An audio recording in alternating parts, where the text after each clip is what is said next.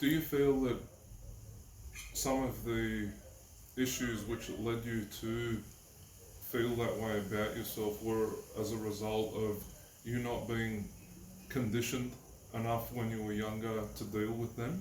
Or do you feel that there's no way really to predict that, and it's just every child grows up into an adult woman or an adult man, and it's just a free for all? Well, I think your upbringing is important.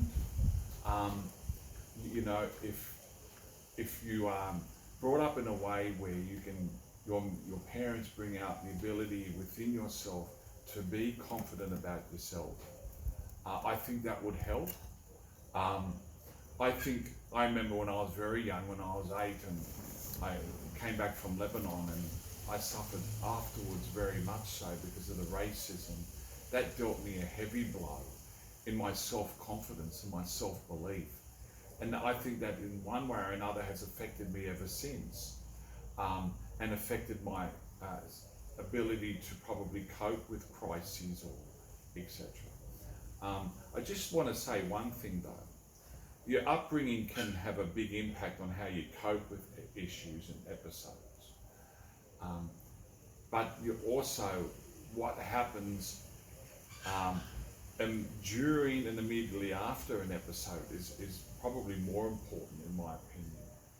People need to be given a direction as to how to move forward rather than focus on the past. You need to have some focus on the past to understand why you're the way you are, and how to manage it. What's the principal causes and how to manage that. But I found myself, I began to climb out of my depression even when I was still in hospital. Go back to 1994 again, which was the worst of all my depression. I began to recover, firstly because the nurses filled me with sleeping medication to help me get back to sleep, because I was only sleeping 2 hours a night, and that would debilitate anybody. Going to bed at 11, waking up at 1 isn't healthy for work, isn't healthy for normal life. So I had those chemical inputs into me, and they were very heavy. They were hard. But I set myself a goal in hospital. And the first goal was to just start praying and have a regular prayer in the hospital. Get through 5 decades of the rosary each day and some of my other normal prayers. Because I felt like I had a massive car accident. I was a complete wreck, and everything had fallen to bits. Everything had collapsed. Absolutely everything. My dreams for the future with respect to priesthood or religious vocation. My current work at St. Charbel's College. My happiness, everything was in ruins. So the first thing I made, and I've got no advice as to this, I'm just reflecting on what happened at the time, and from what I've learned since, I knew this was a good step. Start walking again. Start praying again. Have an objective, have a purpose, and achieve that. It's like the wall has collapsed, rebuild it, one brick at a time. Okay? And you get satisfaction, you get joy and a new purpose in rebuilding. Another thing that was very important for me in climbing out of that depression, as I said at the very beginning of our interview, purpose and fulfillment in that purpose is a big part of the puzzle. And order as well, bringing order back to your lives. So you have a regular regime in the home, waking up the same time, eating at the same time, looking after your bedroom and your home, keeping them clean, keeping them ordered, dressing properly, getting out of your pajamas, washing properly. All these things we take for granted are part and parcel of a recovery. Because there needs to be order, there needs to be purpose, incentive, inspiration, and there needs to be a fulfillment when you've achieved that. So one thing I found which was very, very good for me was I decided to get my religion notes at St. Charbel's College that I used in my classes you know, at the time, year 7 to 12, and I wanted to rewrite them. They were originally handwritten, you know, from 1990 to 1993. I didn't know how to use a personal computer. Okay? All my notes were handwritten. I thought, I got the idea, I look back on it in hindsight, and maybe this was a simple idea God gave me. How about, Robert, you retype your notes, make them as Word files, learn how to use Microsoft software, and get your notes and improve them and add quotes from the Catechism of the Catholic Church. And when I started doing that, that gave me purpose. That helped me to feel like I wanted to come back to St. Charles. I had inspiration again, I had purpose again.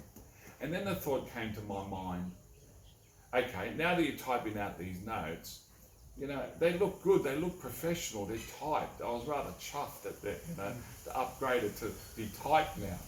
And I could bind them, put them in a booklet, okay? And from there, you can know what will come next. Okay, let's make a book. Booklet can be improved and become a book. And then when you produce books, and this is the phases I went through, your books are first bound by some spiral spring, and then you think, okay, I'll add more chapters, I'll make it bigger, I'll improve each chapter, make each chapter bigger. And then you think, okay, this can be a proper book, 1 to 200 pages. I've written 10 books now. The remote origins of all that project, all that work, was my depression in 1994. And the inspiration I got, which was not a spectacular inspiration, but it was an inspiration. Get those notes, rewrite them, and keep improving them, and again and again and again improving them. And then I began to have produced booklets and books and began to offer them for sale, and it went from there. And that got my mind off of myself. That re-energized me, that gave me new purpose. And when I achieved that purpose, I felt fulfilled. That's the best way to climb out of depression.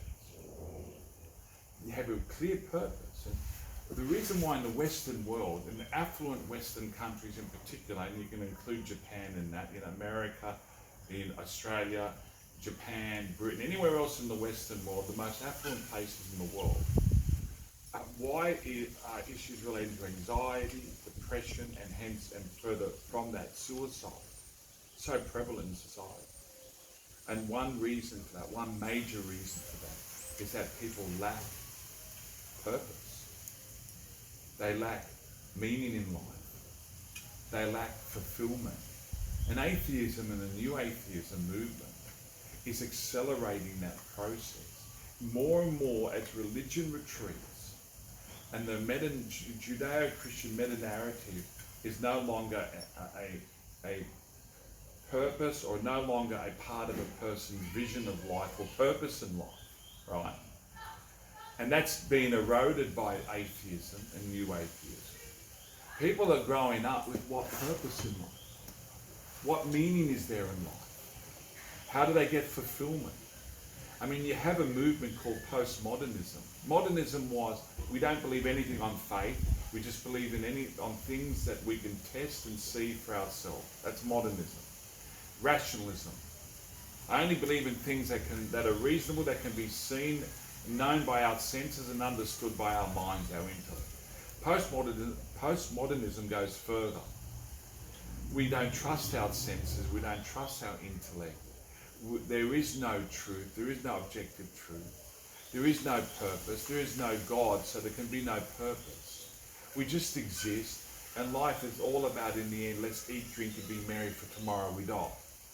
When that mentality increases in society, and it is increasing as we speak, then you're going to have more people with less purpose, less meaning, and less fulfillment in life. Issues relating to anxiety, depression, and suicide will rise.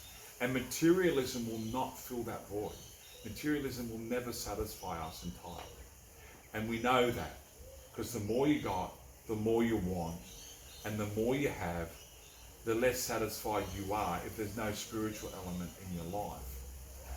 And as much as they like to deny it, the atheists and the new atheists, and claim that we can construct our own meaning and purpose in life, In the end, it's all subjective. What you construct by way of meaning and purpose for your life could be a delusion, has no basis in objectivity or reality. Okay. And we are made for truth. We are made to discover and know truth, to understand truth, and to live truth. And while we're moving more and more away from that, more and more away from objective truth and just subjectivism, which leads to nihilism, believing in nothing in the end, we're going to have more and more of these issues. I have no doubt about it whatsoever.